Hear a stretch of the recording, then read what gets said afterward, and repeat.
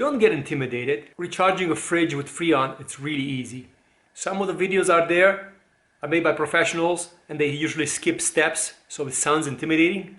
In this video, I'm going to explain to you, I'm going to dumb it down to make it really easy. So even an average Joe can do it. This will have step-by-step instructions. Really easy. You're going to need three things. A piercing valve, which costs about $6. I'm going to put a link at the bottom of the video. A refrigerant, you could buy this one from your local shop, or I'm going to put a link at the bottom of the video description, can be delivered to your house. And then you're going to need this special hose. This is the most important part of the installation. If you get any other hose, this video is not going to be necessarily valid because it's specifically designed around this particular hose and these dials that we have over here.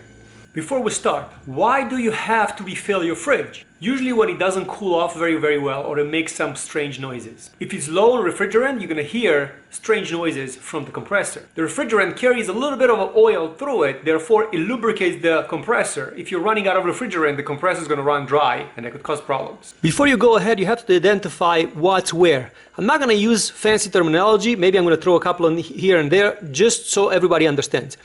The flow of the coolant from the refrigerator, this is called a liquid line, is going through this condenser, is going into the evaporator, which is in the back of the fridge, which is inside the fridge, and then it comes out this way through the suction line. So the compressor has to push refrigerant this way, cool off the fridge, and then come back down here.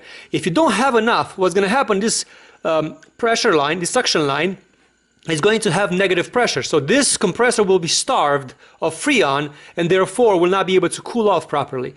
That's why you have to have the proper level of coolant inside for the refrigerator to work properly. There's going to be links at the bottom of the video for the piercing valve, for the valve, and for the Freon that you have to use. This fridge using a 134A refrigerant, but you want to check your fridge just to make sure it's not using a different refrigerant. Usually you can find that inside the fridge on the sticker that is inside the fridge, the servicing sticker. How do you know which one is suction line, which one is the liquid line? Liquid line usually is hot, suction line is colder. Before you start any work on the refrigerator, unplug it from the power line. Okay, this is a piercing valve. How do you use a piercing valve? Let me explain the principle before you get any further. So you could take it apart, and the pipe goes in here. There is a special tape over here which will allow you to seal the pipe.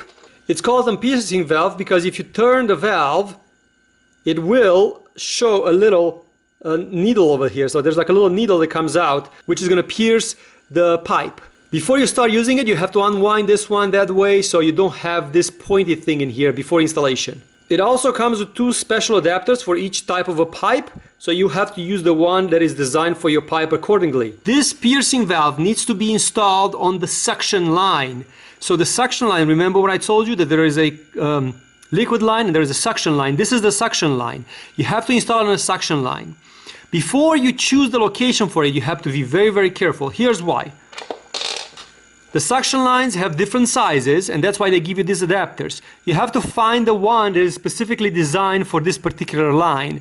So if you see one of these adapters is too big for the line, this one is too big for the line, while this one is perfect. This particular adapter on my left hand, it's better than the right one because that's the type of a pipe that I have. So it fits perfectly on it. How do you choose the location of this valve? It's very important. First of all, you'll have to have access to it because you'll have to fill it up from these pieces. So it will have to be facing you so you have easy access to it, which is very important. Also, where you're going to put it, because you're going to pierce, you will not be able to turn it on the pipe. So make sure that you install it in the location where you don't have to move it because you cannot move this one once you're done. In this case, because it's very complicated to go around there and around the fan, and here at the bottom, it will be sticking out too much because I won't be able to put the cap on the back of the fridge.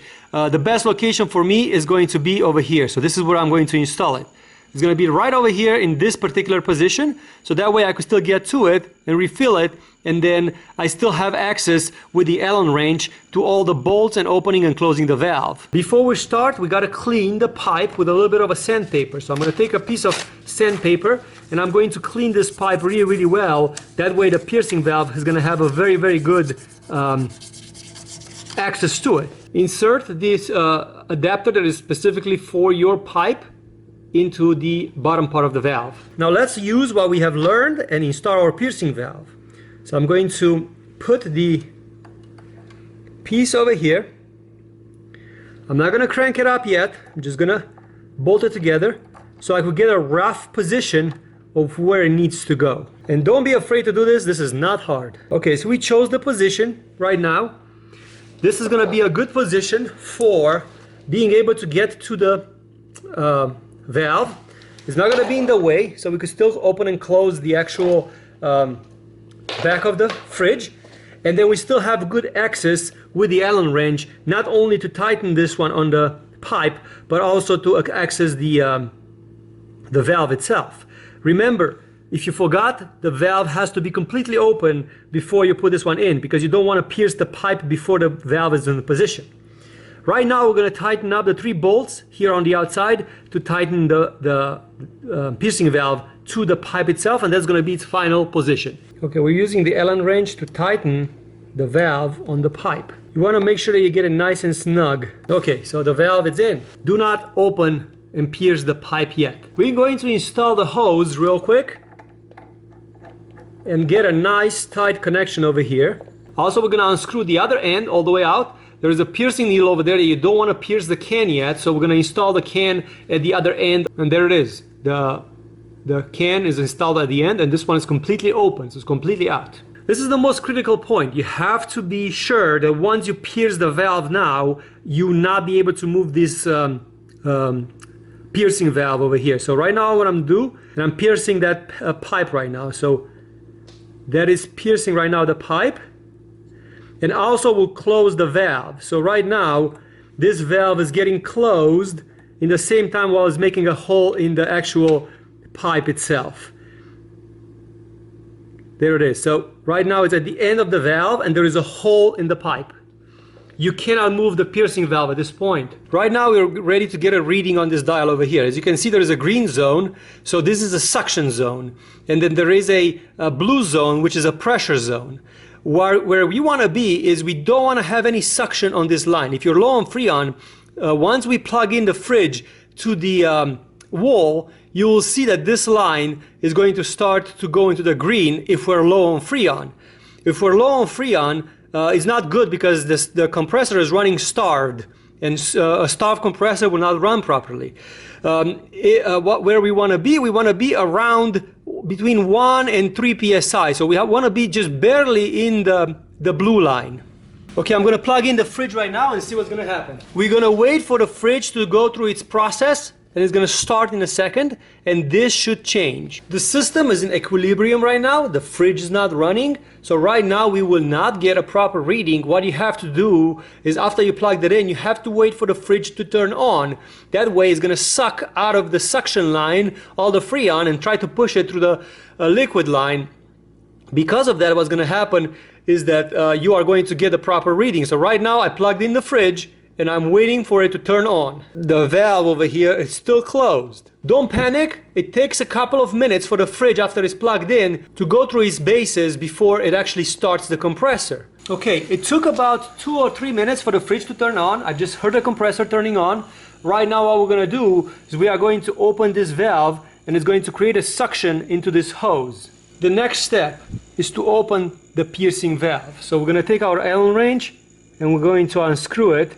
So it's going to go counterclockwise, and this is going to open up the valve.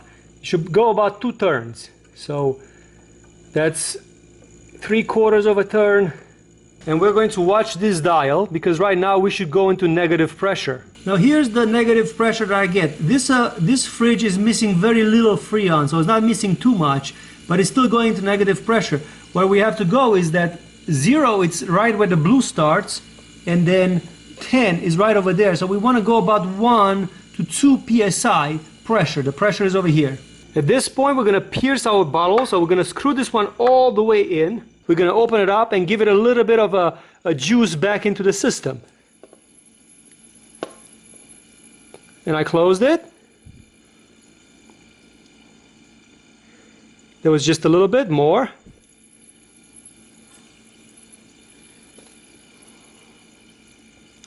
You're going to do this in waves because you don't want to overcharge it. You definitely don't want to overcharge it. You have to let the compressor go and drag it back into the system.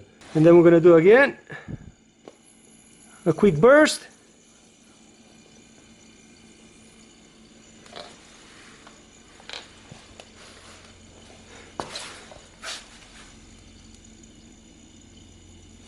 Still needs a little bit more.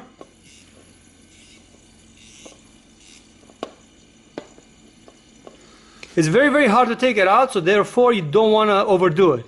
It's better to take longer and do it in small steps than overdoing it. There it is. We're almost at 0. This is the part that's going to take the longest. You don't want to dump the entire can in there, that's for sure. Where we want to stop is around 2 psi. So that's going to be around here in line with the, like after 0. So right now 0 and 10 is over there, so we have to be 2 lines over. You can already see that the refrigerator is working because there is frosting forming on the pipe itself. We still got to give it a little bit more because right now we are just about 1 psi over. So I'm going to give it a little bit more to put it into the 2 psi. And that's exactly what I want it to be, right at 2 psi. Now obviously I could give it a little bit more, but then you put in too much stress on the system. There's no reason. I could refill it later on. Now where you go from here, make sure that the valve is closed and this hose stays on the can because the can's is pierced and it will just leak all that Freon out. So make sure the valve is closed. Then you take your Allen wrench and you're going to close the piercing valve. So the piercing valve has to be closed right now before you remove the hose. So I'm going to close the piercing valve, give it a nice nudge. Okay, so a nice nudge, so the valve is closed over there right now. And now we are ready to take this hose out and save this can for the next time when you need it. If you remove it from here, it will leak all the coolant out. So don't remove it from the top. Put the cap back on your piercing valve. And you should have a fridge that is much cooler and much easier to use from now on. I hope these instructions teach you a lot. It's not that hard. I've learned it from YouTube videos, but I put it into a video which was step by step. You could scroll and skip backwards and forward, but this is the easiest way that you can refill a fridge with Freon. Don't forget all the things that you need for this installation. We're going to be at the bottom of the video, 3 items. Piercing valve, can with Freon, and then you're going to need a hose. Make sure you get these because they fit and they connect properly to each other. Thanks for watching. Let me know what you think at the bottom of the video.